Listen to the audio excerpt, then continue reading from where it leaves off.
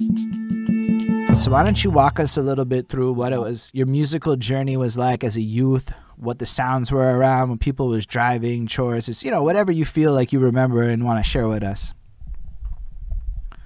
Well, for sure. Well, basically, first, I'm Chinese, so my mom would always play like Chinese opera around the house. You know, I don't know if you're familiar with that, but like really high pitch. When I was young, I really hated it though for some reason. It was like, it's not it. You know what I mean? But as I grew up, I appreciate it later on. You know. So basically, my mom, she's also a singer, so that's probably who I get it from. She does the Chinese opera. She, you know, performs and does that. So I was watching her do that, you know, and karaoke. Every Asian household has a karaoke machine, you know what I mean? So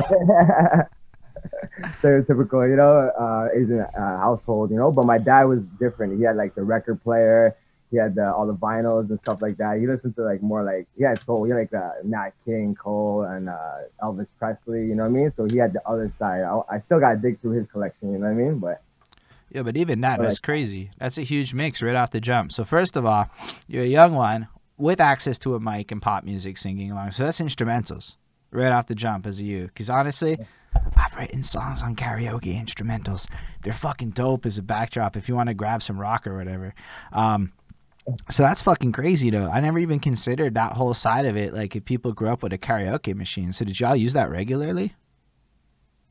Yeah, my mom, anytime she has guests over, she'll sing, you know what I mean? I wouldn't get involved in it, but I'll be in the scene and I'll see it, you know what I mean? And yeah, there's always some Chinese music playing, you know what I mean? And but then people like her, you know, she's performing, and yeah.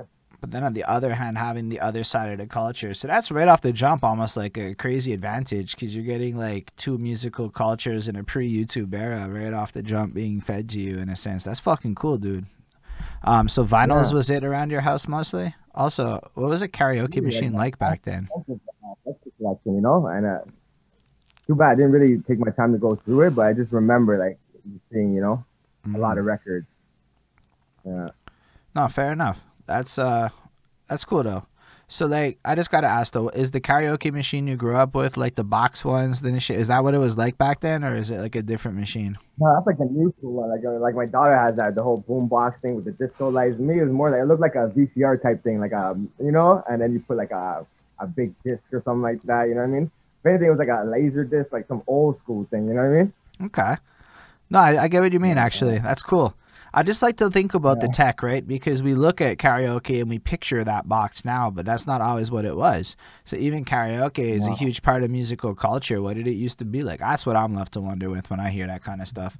So I appreciate you sharing it and telling us a little bit more about yourself.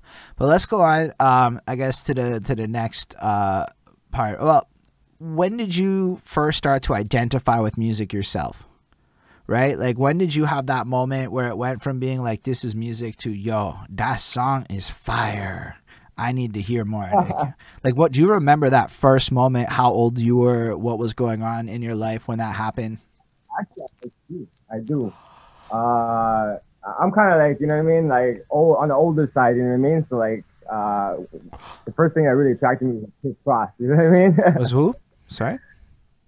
Chris Cross. Chris Cross. Okay. Yeah, I remember like specifically going to the record store, and I even came out that, you know what I mean, with the tape, and the alarm went off and everything. They thought I was stealing. Well, I was trying to convince my mom to buy that shit, you know what I mean? And yeah, I put the pressure on her and she bought that. It was like the first tape that I really got, you know what I mean? So I could identify with them because they were kids too, you know what I mean? So it was like, well, child rapper, you know what I mean? So I was like, oh, I think that planted the seed, but I didn't really start rapping like when I was a kid. It was more in high school, you know, when I hit Wager and stuff like that. Yo, but straight up, was it because you saw the music video or because you saw the vinyl? No, it was the tape. It was the cassette tape, you know what I mean? So you saw the cassette tape and you saw that there were kids on it, so you like were gravitated to that and you copped it? No, I didn't hit the video. I heard, you know what I mean? The video, so I knew about them, you know what I mean? So I'm like, yo, I need to cop this. And I only asked that because we got a comment from Golden Jenny who said MTV, and I'm like, yo, that is the power of MTV, right? Like, you see this music video, and now you're like, yo, I identify with that shit. Because think about what Eminem and White Boys went through a little bit time later, right? I mean, for me at 12, when I saw Eminem on the music video, I was like, oh, you know, or Swollen Members too was another one for me when I saw fucking Mad Child for the first time. So, like, I can see, like, how that would be crazy, especially if you're a kid and you're like, wait, kids can rap? Yeah, like for real. That was big for me back then. Yeah. That's cool. And so at what point then you said you get to Wager and you really start to get into music a little bit more fervently? But so it's always been hip hop though? Like in the beginning for you, you started with hip hop, or was there something else that you were into before hip hop? Honestly, it's always been hip hop, to tell you the truth, Oh, you fair know. enough. And yeah, when I went to high school, it was more like I got into like Wu Tang, you know, when Wu Tang Forever dropped. Even like Puff Daddy, and you know what I mean, Mace, you know what I mean, like 97, 98. Mm. It was just like right when I heard it, like I got into it, I'm like, yo, I could do this. You know what I mean? For some reason, I'm like, yo, so I like started writing down the lyrics, memorizing shit, then started changing it around and then making my own, you know. Then I'm like, you know what, yo, I could do this. Hold up, I just hold up. started doing it, and then So you would actually write out the lyrics, which is crazy because by the time I was yeah, at the same high school, there was computers and we was printing the lyrics. So just in a little bit of difference, that much yeah. changed, eh? But you would then rearrange them and make them your own a little bit. Do you remember any examples of doing that? That you could like spit a little example of what you did?